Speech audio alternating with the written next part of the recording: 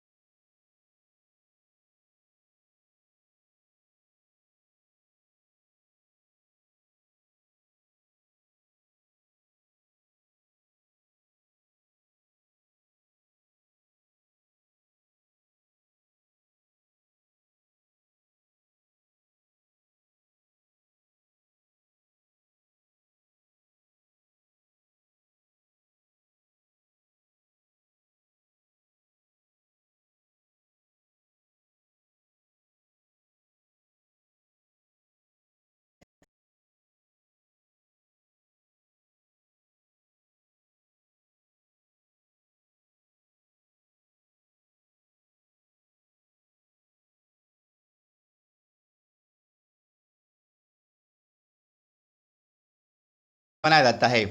इस दिन को हेपेटाइटिस रोग के बारे में जागरूकता बढ़ाने के लिए मनाया जाता है। हेपेटाइटिस लीवर यानी यकृत की सूजन है जो रोग की स्थिति आत्मसीमित या क्रोनिक हेपेटाइटिस में बढ़ सकती है और जिससे लीवर पर निशान यानी लीवर का सिकुड़ना जैसी सिम्पटम्स या फिर लीवर में कैंसर हो सकता है।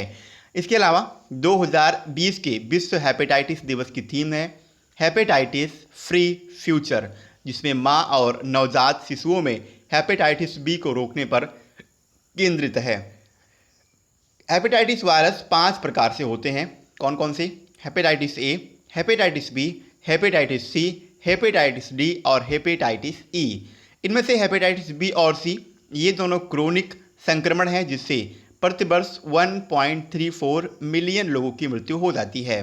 विश्व हेपेटाइटिस दिवस के लिए 28 जुलाई की तारीख का चयन इसलिए किया गया था क्योंकि इस दिन नोबेल पुरस्कार विजेता वैज्ञानिक डॉक्टर बारूक ब्लबर्ग का जन्म है और जिन्होंने हेपेटाइटिस बी वायरस यानी HBP की खोज की थी। इसके अलावा वायरस के लिए नैदानिक परीक्षण तथा टीका को भी इन्होंने डेवलप किया था। अब WHO की बात है तो WHO यानी वर्ल्ड हेल्थ ऑर्गेनाइजेशन, इसकी स्थापना 7 अप्रैल 1948 को हुई थी। इसका हेडक्वार्टर स्विट्जरलैंड के जिनोवा में है और इसके वर्तमान समय के महानिदेशक हैं डॉक्टर टेड्रोस अधानोम गिबेरियस। आगे बढ़ते हैं।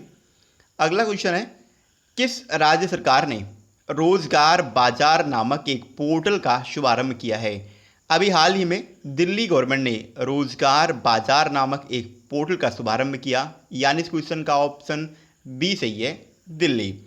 दिल्ली सरकार ने नौकरी की तलाश करने वालों और नौकरी देने वाले लोगों के लिए रोजगार बाजार नामक पोर्टल का शुभारंभ किया है।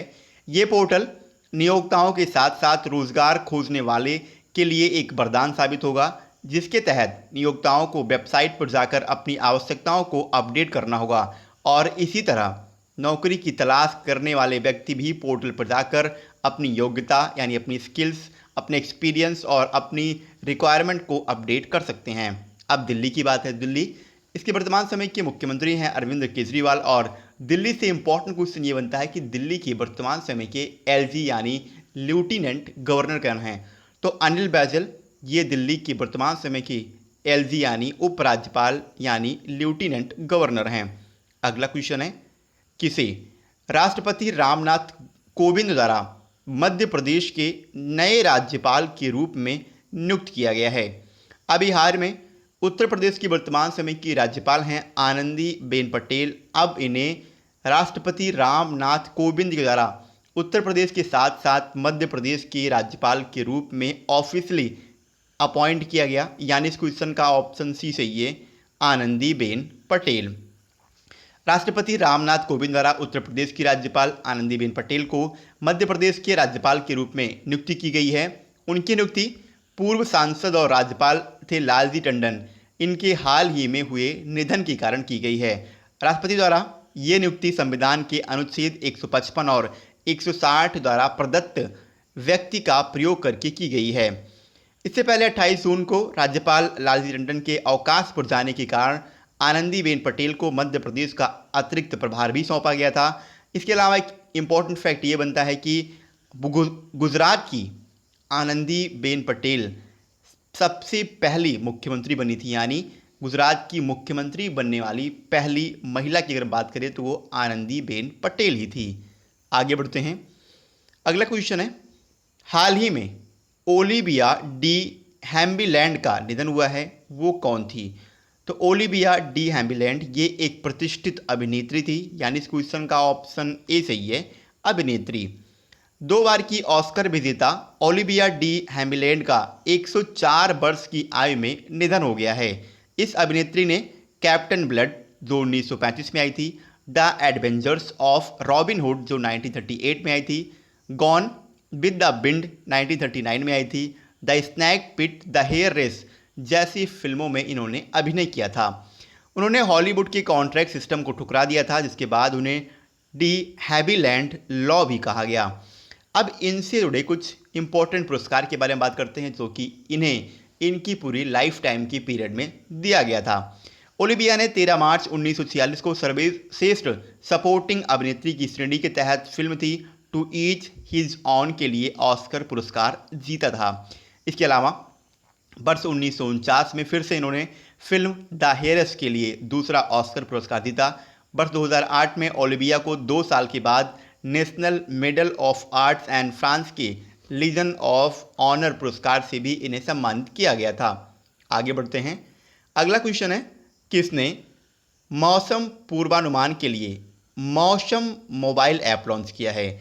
अभी हाल ही में डॉक्टर हर्षवर्धन ने मौसम के पूर्वानुमान को जांचने के लिए मौसम मोबाइल ऐप लॉन्च किया, यानी इस क्वेश्चन का ऑप्शन सी सही है, डॉक्टर हर्षवर्धन। केंद्रीय स्वास्थ्य और परिवार कल्याण मंत्री हैं डॉक्टर हर्षवर्धन, इन्हें मौसम पूर्वानुमान के लिए मौसम मोबाइल ऐप लॉन्च की है। ये ऐप पृथ्वी विज्ञान मंत्रालय यानी MOES के 14वें स्थापना दिवस के अवसर पर लॉन्च की गई है। इस ऐप को international crops research institute for semi arid tropics, Indian institute of tropical metrology यानी IITM पुणे और भारत मौसम विज्ञान विभाग यानी IMD द्वारा डिजाइन और विकसित किया गया है। इसके अलावा हर्षवर्धन ने नॉलेज रिसोर्स सेंटर नेटवर्क यानी KRC नेटवर्क का भी लॉन्च किया है, जो पृथ्वी विज्ञान मंत्रालय के तहत कार्य करने वाले सभी संस्थानों के अनुसंधान, प्रकाशन और संसाधनों के लिए एक सिंगल पॉइंट के रूप में कार्य करेगा। अगला क्वेश्चन है, the India way strategy for an uncertain world पुस्तक का विमोचन हुआ है, इसके लेखक कौन हैं? तो the India way strategies for an uncertain world, इस पुस्तक के लेखक हैं एस जयशंकर, यानी इस क्वेश्चन का ऑप्शन बी सही है, एस जयशंकर। भारत सरकार के पूर्व राजनयिक और मौजूदा विदेश मंत्री एस जयशंकर द्वारा अपनी नई पुस्तक the India way strategies for an uncertain world का विमोचन किया जाना है।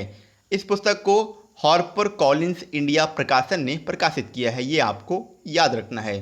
अगला क्वेश्चन है, किसने एक नवाचार प्रतियोगिता डेयर टू ड्रीम 2.0 का शुभारंभ किया है? अभी हाल ही में DRDO ने एक नवाचार प्रतियोगिता है डेयर टू ड्रीम 2.0 इसका शुभारंभ किया, यानी इस क्वेश्चन का ऑप्शन ए सही है, DRDO यानी defence research and development organisation, जिसे हिंदी में कहते हैं रक्षा अनुसंधान और विकास संगठन। इसी के द्वारा एक नवाचार प्रतियोगिता डेयर टू ड्रीम 2.0 शुरू की गई है। पूर्व राष्ट्रपति और प्रसिद्ध वैज्ञानिक डॉक्टर APJ अब्दुल कलाम की 5वीं पुण्यतिथि के अवसर पर प्रतियोगिता का शुभारंभ किया गया है। डेयर टू ड्रीम 2.0 को देश के इनोवेटर्स और स्टार्टअप्स को बढ़ावा देने के लिए एक खुली स्पर्धा के रूप में शुरू किया गया है। अब DRDO की बात है तो DRDO इसकी स्थापना 1958 को हुई थी। इसका हेडक्वार्टर नई दिल्ली में है और DRDO के वर्तमान समय के अध्यक्ष हैं G Satish Reddy. Important question DRDO से ये बनता है कि DRDO का मोटो क्या है? तो उसके 2 मोटो हैं। है तो मोटो एक ही, लेकिन संस्कृत में उसको कुछ और नाम से जानते हैं, जबकि इंग्लिश में उसे किसी और नाम से जानते हैं। तो सबसे पहले इंग्लिश में जानते हैं stands origin is in science, जबकि उसे संस्कृत में कहते हैं वलस्य मूलम विज्ञानम। आगे बढ़ते हैं।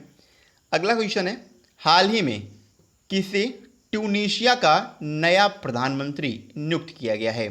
अभी हाल ही में हिचेम माचिची को ट्यूनीशिया का नया प्राइम मिनिस्टर अपॉइंट किया गया, यानी इस क्वेश्चन का ऑप्शन बी सही है, हिचेम माचिची।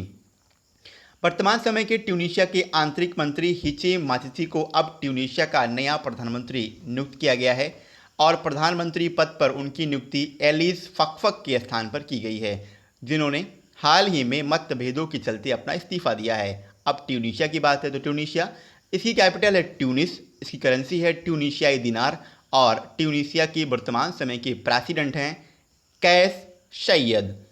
अगला क्वेश्चन है, किसने तेज गति से काम करने वाली कोविड परीक्षण सुविधाओं का शुभारंभ किया है?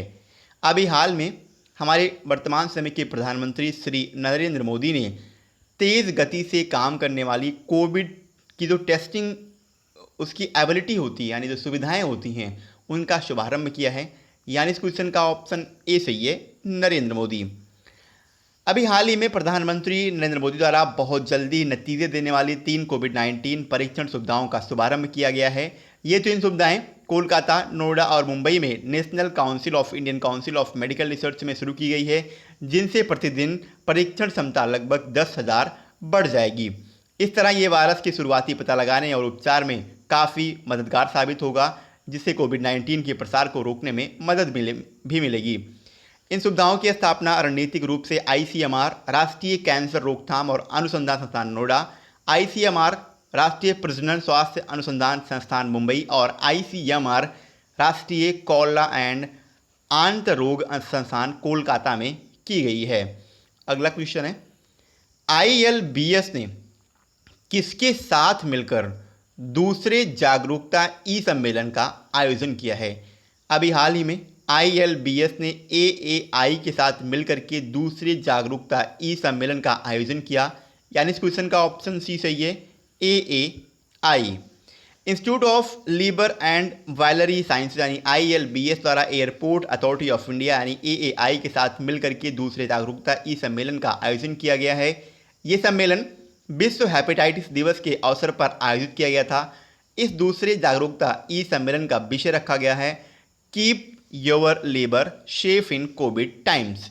इस कार्यक्रम में लोकसभा अध्यक्ष ओम बिरला सहित केंद्रीय कानून और न्याय मंत्री रविशंकर प्रसाद और केंद्रीय स्वास्थ्य और परिवार वर्तमान समय के केंद्रीय स्वास्थ्य और परिवार कल्याण मंत्री हैं डॉक्टर हर्षवर्धन, जिन तीनों ने इस सम्मेलन में शिरकत की थी। अब बात आई है एएआई और आईसीएमआर इन दोनों की। तो सबसे पहले जानते हैं इंस्टीट्यूट ऑफ लीवर एंड बाउली साइंसेज के अध्यक्ष के बारे में। तो वर्तमान समय के आईएलबीएस के अध्यक्ष हैं विजय कुमार देव, जबकि एएआई यानी एयरपोर्ट अथॉरिटी ऑफ इंडिया के वर्तमान समय के अध्यक्ष हैं अरविंद सिंह। कल मैंने आपसे क्वेश्चन किया था, कौन सी भारतीय कंपनी विश्व की दूसरी सबसे मूल्यवान ऊर्जा कंपनी बन गई है? क्वेश्चन का ऑप्शन ए सही था, रिलायंस इंडस्ट्रीज। लगभग सभी बच्चों ने इसका सही आंसर दिया। मैं आपसे एक बार फिर कहूँगा, आपको क्वेश्चन के बारे में जितनी भी जानकारी पता है आप उसे नीचे कमेंट बॉक्स में ज़रूर लिखिए, जिससे कि आपका प्रॉपर तरीके से रिवीजन हो सके। चलिए आगे बढ़ते हैं, देखते हैं आज का हमारा क्वेश्चन क्या है। आज का हमारा क्वेश्चन है, हाल ही में कारगिल विजय दिवस कब मनाया गया है? क्वेश्चन काफ़ी इंपॉर्टेंट है। क्वेश्चन के 4 ऑप्शन हैं, 24 जुलाई, 26 जुलाई, 22 जुलाई और 25 जुलाई। क्वेश्चन के बारे में आपको जितनी भी जानकारी पता है आप उसे नीचे कमेंट बॉक्स में ज़रूर लिखिए, जिससे कि आपका प्रॉपर तरीके से रिवीजन हो सके। इसके अलावा अगर आपको हमारे किसी भी वीडियो की पीडीएफ फाइल चाहिए तो नीचे डिस्क्रिप्शन में टेलीग्राम ग्रुप का लिंक दिया हुआ है, इसके अलावा व्हाट्सएप ग्रुप का लिंक दिया हुआ, तो आप उन दोनों में से कोई सा भी ग्रुप ज्वाइन कीजिए, जिससे आसानी से आप किसी भी वीडियो की पीडीएफ फाइल प्राप्त कर सकें। तो आज के लिए इतना ही। अगर आपको वीडियो पसंद आई हो तो वीडियो को लाइक कीजिए। जय हिंद।